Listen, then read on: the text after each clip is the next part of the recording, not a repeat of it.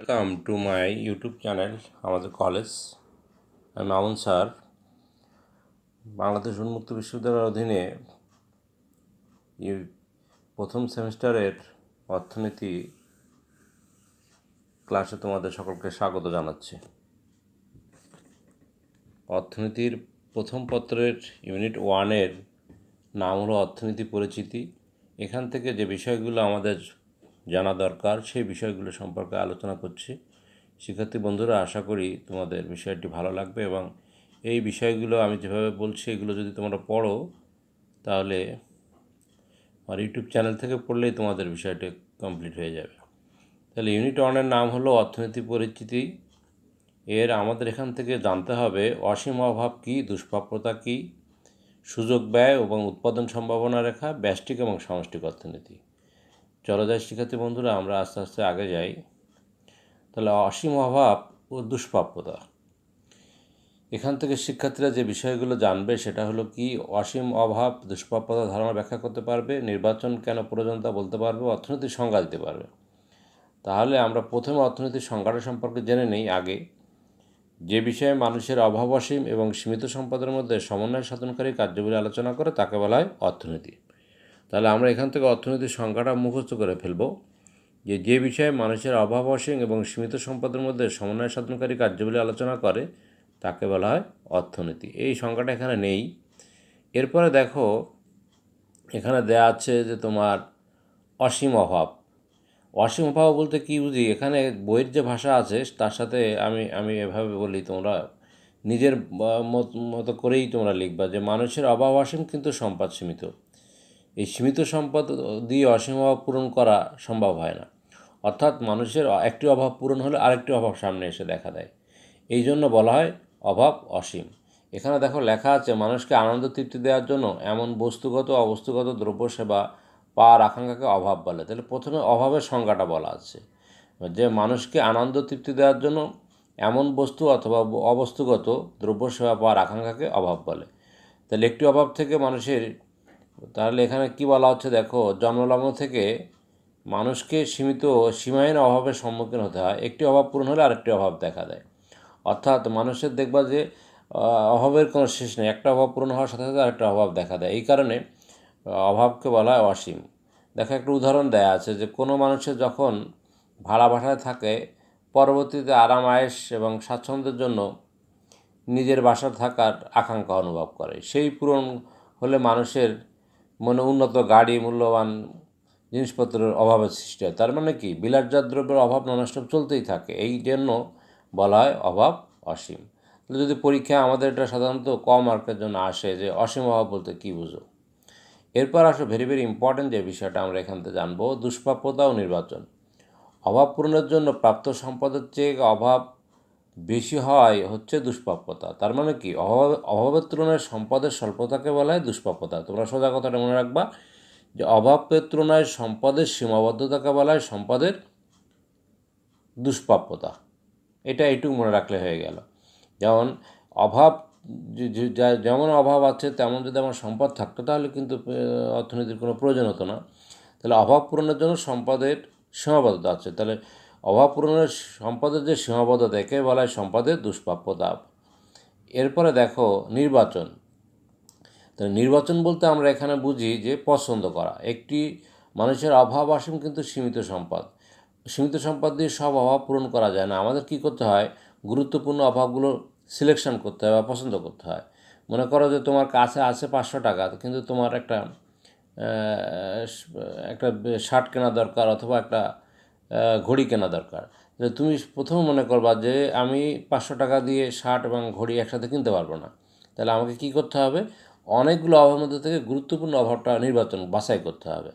তাহলে এখানে অর্থনীতির নির্বাচন মানে কি, অনেকগুলো অভাবের মধ্যে থেকে গুরুত্বপূর্ণ অভাব নির্বাচন করাকে বলা অর্থনীতির ভাষায় নির্বাচন। তাহলে আমাকে কী করতে হবে যে আমার এখন দরকার একটা শার্ট, আমি শার্টটাকে কিনবো, পরবর্তীতে আমি একটা ঘড়ি কিনবো। তো এইভাবে আমরা কী করি, সীমিত সম্পদের সাহায্যে অসীম অভাবের মধ্যে সমন্বয় সাধনের চেষ্টা করি, যেটা অর্থনীতিতে নির্বাচন। তাহলে দুষ্প্রাপ্যতা বলতে আবার বলি যে সম্পদের স্বল্পতা, অভাব পূরণের জন্য সম্পদের স্বল্পতাকে বলা হয় অর্থনীতির ভাষায় দুষ্প্রাপ্যতা। আর নির্বাচন বলতে অর্থনীতির ভাষায় পছন্দ বোঝায়। অনেকগুলো অভাবের মধ্যে থেকে গুরুত্বপূর্ণ অভাব নির্বাচন পছন্দ করাকে বলে অর্থনীতির ভাষায় নির্বাচন। এই বিষয়টা যদি তোমরা মনে রাখো তাহলে এভাবে পরীক্ষায় লিখে দিলে হবে। এরপর আমরা একটু সামনে যাই। এরপর দেখো অর্থনীতি কী, এই সংখ্যাটা আমি আগেই দিয়ে দিয়েছি, তো এইটা আমরা মনে রাখবো। অর্থনীতি শব্দটি গ্রিক শব্দ ওকোনমিয়া থেকে এসেছে, যা দ্বারা গার্হস্থ্য ব্যবস্থাপনা বোঝায়। মূলত গার্হস্থ্য বা অর্থনীতি ব্যবস্থার প্রায় একই ধারণা। তাহলে এখানে তোমরা অর্থনীতির মূল সংজ্ঞাটা মনে রাখবা যে অর্থনীতি এমন একটি বিষয় যেখানে মানুষের অভাব অসীম এবং সীমিত সম্পদের মধ্যে সমন্বয় সাধনকারী কার্যগুলি আলোচনা করে, তাকে বলা হয় অর্থনীতি। একবারে লাস্টে দেখো এল রবিনসের যে সংখ্যাটা দেওয়া আছে, এইটুকু আমরা বললেই হয়ে গেল। তাহলে আমাদের অর্থনীতি বলতে কী বুঝি বা অর্থনীতির সংখ্যাটা আমাদের মনে রাখতে হবে এভাবে। এরপর আমরা আসি, এখান থেকে দেখো যে এমসিকিউ যেগুলো দেওয়া আছে, এর এমসিকিউর উত্তরগুলো তোমাদের বইয়ের মধ্যে লাস্টে দেওয়া আছে, এগুলো তোমরা ফলো করলে হবে, অথবা লাস্টে এখানে কোশ্চেনে দেওয়া আছে। এরপরে দেখো গুরুত্বপূর্ণ যে বিষয়টা হলো সুযোগ ব্যয় এবং উৎপাদন সম্ভাবনা রেখা। এটা একটু তোমাদের কাছে কঠিন মনে হতে পারে। তাহলে আমরা প্রথমে যে ধারণা লাভ করি যে সুযোগ ব্যয় বলতে কী বুঝি, তাহলে তোমাকে সুযোগ ব্যয় হলো অর্থনীতিতে একটি সুযোগ গ্রহণ করলে অন্যটি তোমাকে ত্যাগ করতে হবে। তোমার 1 বিঘা জায়গা আছে, 1 বিঘা জায়গায় ধান অথবা পাট উৎপাদন করতে পারো। যদি তুমি ধান উৎপাদনের সিদ্ধান্ত নাও তাহলে পাট উৎপাদন করতে পারবে না। তাহলে ধান উৎপাদনের সুযোগ ব্যয় হলো পাট উৎপাদন ত্যাগ করা। তাহলে এখানে দেখো এই সংজ্ঞাটা দেব যে কোনো জিনিসের সুযোগ ব্যয় হলো সর্বোত্তম বিকল্প দ্রব্যের উৎপাদন ত্যাগ করা। অর্থাৎ সাধারণভাবে আমরা বলতে পারি একটি দ্রব্যের অতিরিক্ত একক উৎপাদন পাওয়ার জন্য অপর দ্রব্যের উৎপাদন যে পরিমাণ ত্যাগ করতে হয় তাকে বলা হয় সেই দ্রব্যের সুযোগ ব্যয়। একটি দ্রব্যের অতিরিক্ত উৎপাদন পাওয়ার জন্য অপর দ্রব্যের উৎপাদন যে পরিমাণ ছেড়ে দিতে হয় তাকে বলা হয় সুযোগ ব্যয়। এইবার আমরা আসি উৎপাদন সম্ভাবনা রেখা সম্পর্কে। তাহলে উৎপাদন সম্ভাবনা রেখা বলতে কী বুঝি, যে উৎপাদন সম্ভাবনা রেখা হলো এমন একটি রেখা যে রেখার বিভিন্ন বিন্দুতে দুই বা ততোধিক দ্রব্যের সংমিশ্রণ একটি নির্দিষ্ট পরিমাণ দ্রব্যের উৎপাদনের সম্ভাব্যতা নির্দেশ করে। যেটা এই যে তোমার অধ্যাপক আর যে লিপসের বললেন যে উৎপাদন রেখা হলো এমন একটি রেখা যা সম্পদের পূর্ণ ব্যবহারের মাধ্যমে বিভিন্ন দ্রব্যের বিকল্প সমন্বয় দেখায় যা অর্জন করা সম্ভব। তাহলে আমরা এখানে বলবো কি যে একটি দ্রব্যের, তাহলে উৎপাদন সম্ভাবনা রেখার সংখ্যাটা আমি যেভাবে বলি এভাবে তো মনে রাখবা যে উৎপাদন সম্ভাবনা রেখা হলো এমন একটি রেখা যে রেখার বিভিন্ন বিন্দুতে নির্দিষ্ট পরিমাণ সম্পদ ও চলতি প্রযুক্তির সাহায্যে উৎপাদনের সম্ভাব্যতা নির্দেশ করা হয়, তাকে বলে উৎপাদন সম্ভাবনা রেখা। তাহলে আবার বলি শিক্ষার্থী বন্ধুরা, উৎপাদন সম্ভাবনা রেখা হলো এমন একটি রেখা যে রেখার বিভিন্ন বিন্দুতে দুই বা ততোধিক দ্রব্যের সংমিশ্রণ একটি নির্দিষ্ট পরিমাণ দ্রব্যের উৎপাদনের সম্ভাব্যতা নির্দেশ করে, তাকে বলে উৎপাদন সম্ভাবনা রেখা। এখন দেখো আমাদের পরীক্ষা সাধারণত এরকম একটা সূচি বা টেবিল দিয়ে দেবে, সেখান থেকে উৎপাদন সম্ভাবনা রেখা আঁকতে হবে। এই আঁকা সম্পর্কে আমার একটা ভিডিও আছে, দেখবা যে এই তোমার প্রথম অধ্যায়ের আমার ইউটিউব চ্যানেল আমাদের কলেজে, সেখানে কীভাবে ড্র করতে হয় এই বিষয়টা আমি দেখিয়ে দিয়েছি। তাহলে এখানে দেখো একটা দ্রব্য আছে খাদ্যশস্য, একটা দেওয়া আছে বস্ত্র। খেয়াল করো যেটার মানটা বেশি দেওয়া থাকবে সেটা আমরা একটা চিত্র অঙ্কন করতে গেলে এই লম্বা করে যে দাগটা দেওয়া হয় বস্ত্র, এটাকে বলা হয় লম্ব। তাহলে যেটা বড় মানটা দেওয়া থাকবে সেটা একবার উপরে বসাবো। দেখো 110, তারপরে 90, তারপরে 70, তারপর 40 বসাবো। আর এখানে যে বাঁকা করে কার্ভটা আমরা ইচ্ছা মতো এঁকে নেব। এই ড্রটা আমার ওই ভিডিওতে দেওয়া আছে যে কীভাবে অঙ্কন করতে হয়, ওটা আমি দেখাচ্ছি। এরপর আমরা নিচে আমরা বসাবো খাদ্যশস্য। দেখো খাদ্যশস্য প্রথমে 0, তারপরে 50, তারপরে 75, 100, 110 এভাবে। তাহলে এইভাবে একটা শুধু ড্র করে দিয়ে দিলে হলো, এখানে তোমার কোনো ব্যাখ্যা দেওয়ার কোনো দরকার নেই। তাহলে উৎপাদন সম্ভাবনা রেখার অঙ্কন করতে পারলেই হয়ে গেল। আমাদের এই অঙ্কন সম্পর্কিত একটা ভিডিও আমার দেওয়া আছে যে কীভাবে ড্র করতে হয়, এই বিষয়টা শিখলে হয়ে গেল। তাহলে এখানে এত বিস্তারিত বিষয় আমাদের পড়ার দরকার নেই, এগুলো আমরা না পড়লে চলবে। এরপর আরেকটা বিষয় আমাদের শিখতে হবে, সেটা হলো মৌলিক অর্থনৈতিক সমস্যা। দেখো একদিকে অভাব অসীম কিন্তু সম্পদ সীমিত সম্পদ দিয়ে অসীম অভাব পূরণ করতে যে সমস্যার সম্মুখীন হয় তাকে বলে অর্থনীতি ভাষায় মৌলিক সমস্যা। তাহলে তোমার পরীক্ষায় যদি এটা আসে কম মার্কের, যে অর্থনীতির মৌলিক সমস্যাকে বলতে কী বুঝি, তাহলে একদিকে অভাব অসীম কিন্তু সম্পদ সীমিত সম্পদের মধ্যে অসীম অভাবের সমন্বয় সাধন করতে যে সমস্যার সম্মুখীন হয় তাকে বলে অর্থনীতির মৌলিক সমস্যা। আমরা মৌলিক সমস্যাকে 3 ভাগে ভাগ করি। দেখো একটা হলো কী উৎপাদন করা হবে, 2 নম্বর কীভাবে উৎপাদন করা হবে, 3 নম্বর হলো কার জন্য উৎপাদন করা হবে। তাহলে এর উপর একটা ভিডিও আমার দেয়া আছে, দেখবা যে ওই অধ্যায়ের, ওটা তোমরা ওখান থেকে দেখে নিও। তাহলে কী উৎপাদন করা হবে, বিষয়টা হলো কি, তোমার 1 বিঘা জায়গা আছে, যে তুমি সেই 1 বিঘা জায়গায় ধান উৎপাদন করবা, না পাট উৎপাদন করবা, না ফেলায় রাখবা, না লিজ দিবা, না বিক্রি করে দেবা, এরকম নানান রকম তোমার সামনে সুযোগ তৈরি হবে। তাহলে এই সিদ্ধান্ত নেওয়ার একটা সমস্যা, যে আমি কী উৎপাদন করব, আমি কি আমার জমিতে ধান উৎপাদন করব না পাট উৎপাদন করো, এটা নির্বাচন করা একটা সমস্যা। এইভাবে ব্যাখ্যা দিলে হয়ে গেল। এরপর দেখো কীভাবে উৎপাদন করবা। তুমি সিদ্ধান্ত নিলে তোমার জমিতে তুমি ধান উৎপাদন করবা, তাহলে তুমি উৎপাদনের দুটি প্রযুক্তি আছে, একটা হলো শ্রম নিবিড়, একটা হলো মূলধন নিবিড়। শ্রম নিবিড় কাকে বলে, যেখানে শ্রমিক বেশি ব্যবহার হবে, যন্ত্রপাতি কম ব্যবহার হবে, সেখানে হচ্ছে শ্রম নিবিড়। আরেকটা হলো কি, যেখানে যন্ত্রপাতি বেশি ব্যবহার হবে, শ্রমিক কম ব্যবহার হবে, সেটা হলো মূলধন নিবিড়। তাহলে সেটাও নির্বাচন করা একটা সমস্যা, যে আমি কোন প্রযুক্তিতে দ্রব্য উৎপাদন করব। আমি কি শ্রমিক বেশি ব্যবহার করে উৎপাদন করব, না যন্ত্রপাতি বেশি ব্যবহার করে উৎপাদন করব, এটা নির্বাচন করা একটা সমস্যা। এইটাকেই বলা হয় যে কীভাবে উৎপাদন করা হবে। 3 নম্বর সমস্যাটা কি, যে কার জন্য উৎপাদন করব। তোমার উৎপাদিত দ্রব্য সমাজের কোন শ্রেণীর মানুষ ভোগ করবে, এটা নির্বাচন করাও একটা সমস্যা। কারণ সমাজে সাধারণত ধনী এবং দরিদ্র 2 শ্রেণীর মানুষ ভোগ করে। তুমি যদি বিলাসজাত দ্রব্য উৎপাদন করো, তাহলে ধনী শ্রেণী উপকৃত হবে। যদি তুমি নিত্য প্রয়োজনীয় দ্রব্য উৎপাদন করো, তাহলে দরিদ্র শ্রেণী উপকৃত হবে। তাহলে এটা নির্বাচন করা একটা সমস্যা। তাহলে আমাদের সৃজনশীল কোশ্চেন অনেক সময় দিয়ে দেয়, অর্থনীতির মৌলিক সমস্যা 3টি ব্যাখ্যা করো। আর তাহলে অর্থনীতির মৌলিক সমস্যা 3টি কী কী, কী উৎপাদন করা হবে, কীভাবে করা হবে, কার জন্য করা হবে, এই বিষয়টা একটু মনে রাখলেই হয়ে গেল। এরপর আসো শিক্ষার্থী বন্ধুরা, আমরা এখানে যে এমসিকিউ দেওয়া আছে, এগুলোর উত্তর তোমাদের বইতে দেওয়া আছে, বা এখানেও লাস্টে দেওয়া আছে, এখান থেকে তোমরা মিলিয়ে নিতে পারবে। এরপরে আমরা যে বিষয়টা, লাস্ট বিষয়টা হলো ব্যষ্টিক ও সামষ্টিক অর্থনীতি, মাইক্রো ইকোনমিক্স এবং ম্যাক্রো ইকোনমিক্স। দেখো ব্যষ্টিক, মাইক্রো শব্দের অর্থ হলো, মাইক্রো শব্দ বাংলা অর্থ হলো ব্যষ্টিক। মাইক্রো শব্দটি গ্রিক মিক্রোস থেকে এসেছে, যার অর্থনীতির পরিধি হলো ক্ষুদ্র। তাহলে অর্থনীতির যে শাখা অর্থনীতির ক্ষুদ্র ক্ষুদ্র বিষয় নিয়ে আলোচনা করে, তাকে বলা হয় ব্যষ্টিক অর্থনীতি। এভাবে পড়লে হয়ে গেল। তুমি বইয়ের ভাষা পড়তে যদি না পারো, আমি যেভাবে বলছি এভাবে বসে এভাবে লিখে দিলেই পরীক্ষায় আনা, যে অর্থনীতির যে শাখায় অর্থনীতির ক্ষুদ্র ক্ষুদ্র বিষয় নিয়ে আলোচনা করে, তাকে বলা হয় ব্যষ্টিক অর্থনীতি। যেমন একটি দ্রব্যের দাম, একজন মানুষের আয়, একটি পণ্যের একজন শ্রমিকের মজুরি ইত্যাদিকে বলা হয় ব্যষ্টিক অর্থনীতির উদাহরণ। এবার দেখো সামষ্টিক মানে ইংরেজি হলো ম্যাক্রো, এর অর্থ হলো বৃহৎ বা সামগ্রিক। এই গ্রিস শব্দ ম্যাক্রোস থেকে এসেছে। তাহলে সামষ্টিক অর্থনীতি কাকে বলে, অর্থনীতির যে শাখায় অর্থনীতির ক্ষুদ্র ক্ষুদ্র বিষয় নিয়ে আলোচনা না করে সামগ্রিকভাবে আলোচনা করা হয়, তাকে বলা হয় সামষ্টিক অর্থনীতি। তাহলে এইভাবে তুমি যদি পরীক্ষা হলে লিখে দাও, তাহলে খাতায় লিখলে অ্যানাফ। তাহলে অর্থনীতির যে শাখায় অর্থনীতির ক্ষুদ্র ক্ষুদ্র বিষয়ে আলোচনা না করে সামগ্রিকভাবে আলোচনা করা হয়, তাকে বলা হয় সামষ্টিক অর্থনীতি।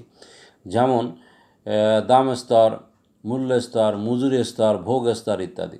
এইটা গুরুত্বপূর্ণ একটা বিষয়। দুটোর সংজ্ঞা আমাদের মুখস্থ রাখতে হবে, এবং ব্যষ্টিক সমষ্টি অর্থনীতির মধ্যে পার্থক্য দেখো, সংজ্ঞাগত পার্থক্য তুমি দিয়ে দিবা, এভাবে দেওয়া আছে। তারপরে আসো তুমি পরিধি, ব্যষ্টিক অর্থনীতির পরিধি হলো ছোট, সামষ্টিক অর্থনীতির পরিধি হলো বড়। এরপর গুরুত্ব, ব্যষ্টিক অর্থনীতির গুরুত্ব কম, সামষ্টিক গুরুত্ব বেশি। অর্থনৈতিক অবস্থা, একটি দেশের অর্থনৈতিক অবস্থা ব্যষ্টিক অর্থনীতি দিয়ে জানা যায় না, সামষ্টিক অর্থনীতি দিয়ে জানা যায়। তাহলে এটাই হচ্ছে ব্যষ্টিক এবং সামষ্টিক অর্থনীতির মধ্যে পার্থক্য। তাহলে এখান থেকেও কিছু এমসিকিউ এর বিষয় আছে, তোমরা এগুলো। এরপর দেখো এখানে কয়েকটা সৃজনশীল কোশ্চেন দেওয়া আছে এই জায়গায়। দেখো সৃজনশীল কোশ্চেন কীভাবে হয় খেয়াল করো। এখানে দেখো আমি একটা কোশ্চেন পড়ি, বলছে একটি অর্থনীতি একটি গতিশীল বিষয়। সভ্যতার জন্মলগ্ন থেকে মানুষ অসীম হওয়া পূরণ করতে যেয়ে বিভিন্ন সমস্যার সম্মুখীন হয়। সীমিত সম্পদের মাধ্যমে সীমাহীন অভাব পূরণ করতে যেয়ে মানুষকে নির্বাচন সমস্যার সমাধান করতে হয়। এই সীমাহীন অভাব ও সম্পদের দুষ্প্রাপ্যতার মধ্যে ভারসাম্যহীনতার কারণে সমাজের মৌলিক অর্থনৈতিক সমস্যা উদ্ভব হয়। তাহলে সম্পদের দুষ্প্রাপ্যতা কী, ক নম্বর। তাহলে সম্পদের দুষ্প্রাপ্যতা কী, দেখো উত্তর আমরা বলে দিতে পারি। তাহলে সম্পদের স্বল্পতাকে বলা হয় সম্পদের দুষ্প্রাপ্যতা, 1 মার্ক পেয়ে গেলাম। অর্থনীতির সকল অভাব একসাথে পূরণ সময় হয় না কেন, কারণ একদিকে অভাব অসীম কিন্তু সম্পদ সীমিত। এই সীমিত সম্পদের কারণে অর্থনীতিতে সকল অভাব একসাথে পূরণ করা সম্ভব হয় না। এটুকু লিখলেই তুমি 2 মার্ক পেয়ে যাবে। তারপর নির্বাচন কেন প্রয়োজন হয়, কারণ কি অর্থনীতিতে অভাব অসীম কিন্তু সম্পদ সীমিত। অনেকগুলো সীমিত সম্পদ দিয়ে আমরা সব অভাব পূরণ করতে পারি না, এই জন্য আমাদের কী করতে হয়, গুরুত্বপূর্ণ অভাবগুলোকে বাছাই করতে হয়। এই জন্য অর্থনীতি নির্বাচনের প্রয়োজন দেখা দেয়। তারপর ঘ নাম্বার বলছে, দেখো অর্থনীতি কী, কীভাবে এবং কার জন্য এই 3টির উদ্ভব ঘটে ব্যাখ্যা করো। তাহলে অর্থনীতির মৌলিক সমস্যা হলো তিনটি, যে কী উৎপাদন করা হবে, কিভাবে করা হবে, কার জন্য করা হবে। একটু আগে আমি যে ব্যাখ্যাটা দিলাম ওইভাবে লিখে দিয়ে দিবা। এরপরে দেখো ভেরি ভেরি ইম্পর্ট্যান্ট এই 2 নম্বর কোশ্চেনটা প্রায় পরীক্ষায় আসে। দেখো এরকম এক্স দ্রব্যর ওয়াই দ্রব্য দেওয়া আছে, বলছে উৎপাদন সম্ভাবনা রেখা কাকে বলে। তাহলে উৎপাদন সম্ভাবনা রেখা কাকে বলে? যে রেখার বিভিন্ন বিন্দুতে দুই বা ততোধিক দ্রব্যের নির্দিষ্ট সংমিশ্রণে এই উৎপাদনের সম্ভাব্যতা নির্দেশ করে তাকে বলে উৎপাদন সম্ভাবনা রেখা।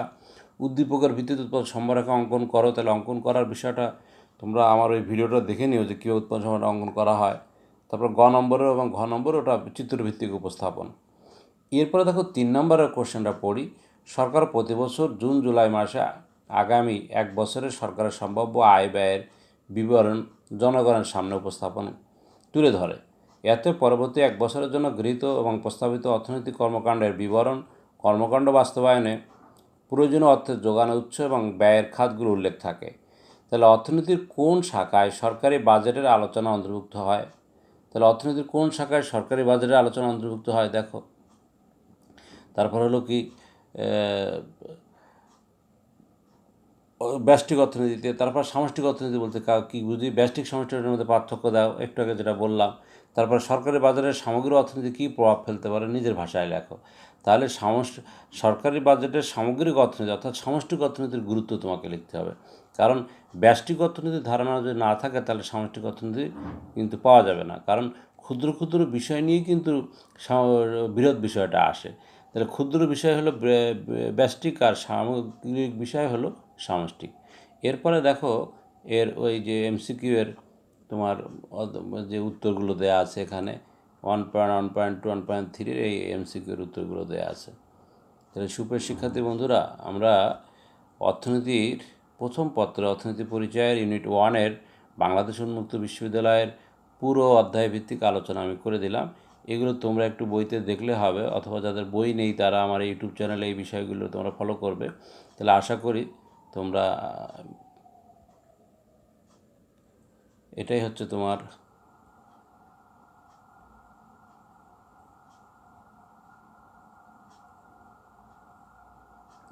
তোমার ইউনিট 1 অর্থনীতি পরিচয়। তাহলে অর্থনীতি পরিচয়ের গুরুত্বপূর্ণ বিষয়গুলো কী কী? অসীম অভাব, দুষ্প্রাপ্যতা, নির্বাচন, এগুলো আমরা পড়ে ফেলবো এখান থেকে। অর্থনীতির সংজ্ঞা আবার একটু আমি রিভিউ করে দিচ্ছি। তারপরে এমসিকিউ যেগুলো দেওয়া আছে দেখো এইগুলো উত্তর কিন্তু লাস্টে দেওয়া আছে 1.1-এর, এগুলো তোমরা পড়বা। তারপরে সুযোগ ব্যয় এবং উৎপাদন সম্ভাবনা রেখার এই বিষয়গুলো তোমরা এখান থেকে পড়ে ফেলবা। তারপরে আমরা আসি হলো মৌলিক সমস্যা, অর্থনীতির মৌলিক সমস্যা কী, উৎপাদন কীভাবে, কার জন্য, এই বিষয়গুলো আমরা পড়ব। এরপরে দেখো এই এমসিকিউগুলো এখানে দেওয়া আছে, এর উত্তরগুলো লাস্টে দেওয়া আছে। তারপরে আসি আমরা যে ব্যষ্টিক সমষ্টিক অর্থনীতি কাকে বলে, ব্যষ্টিক অর্থনীতির সংজ্ঞা, সমষ্টিক অর্থনীতির সংজ্ঞা, দুইটার মধ্যে পার্থক্য আমি যেভাবে বলছি ওইভাবে তোমরা লিখে দিবা। বইয়ের ভাষা অনেক কঠিন হতে পারে তোমাদের কাছে। এরপর সৃজনশীল কোশ্চেন অলরেডি আমি আলোচনা করে দিচ্ছি, আর এমসিকিউর উত্তরগুলো এখানে দেওয়া আছে। তাহলে সুপ্রিয় শিক্ষার্থী বন্ধুরা, আমার ইউটিউব চ্যানেল আমাদের কলেজের পক্ষ থেকে তোমাদের সকলকে ধন্যবাদ জানাই, এবং চ্যানেলটিকে লাইক, শেয়ার, সাবস্ক্রাইব করবা। বিশেষ করে বাংলাদেশ উন্মুক্ত বিশ্ববিদ্যালয়ের অধীনে শিক্ষার্থী বন্ধুরা, তোমরা সকল বন্ধুবান্ধবদের কাছে শেয়ার করে দাও যে আমার ইউটিউব চ্যানেল, আমাদের কলেজটাকে সাবস্ক্রাইব করুক, লাইক, শেয়ার করুক এবং বেল আইকনে ক্লিক করুক, যাতে নতুন নতুন ভিডিও দিলে বিভিন্ন সাবজেক্টের উপরে তোমাদের অর্থনীতি, আইসিটি এবং বিভিন্ন সাবজেক্টের বিষয়ভিত্তিক ধারণা তোমরা লাভ করতে পারবে। এবং অফিস আদালতে বেশিরভাগ ক্ষেত্রে তোমরা জব করো, জবের ক্ষেত্রেও তোমরা অফিসে বসেও তুমি কোনো এক সময় 10 মিনিটের মধ্যে তুমি অর্থনীতির একটা অধ্যায়ের বিষয় সম্পর্কে ধারণা লাভ করতে পারবে, যে কোনো একটা বিষয় সম্পর্কে ধারণা লাভ করতে পারবে। এটা একটা বড় সুযোগ আমি মনে করি যারা হারুনমাল্লা ডিগ্রি কলেজের বাংলাদেশ উন্মুক্ত বিশ্ববিদ্যালয় এইচএসসি প্রোগ্রামে ভর্তি হয়েছে তাদের জন্য। অন্য কোনো কলেজে এরকম ফ্যাসিলিটি আছে বলে আমার মনে হয় না। তাহলে সেই দিক দিয়ে তোমরা উপকৃত হবে। সকলকে আমার ইউটিউব চ্যানেলের পক্ষ থেকে, আমাদের কলেজের পক্ষ থেকে ধন্যবাদ জানিয়ে চ্যানেলটিকে লাইক, শেয়ার, সাবস্ক্রাইব করবা এই আশা ব্যক্ত করে আজকের মতো ক্লাস শেষ করলাম। আল্লাহ হাফেজ।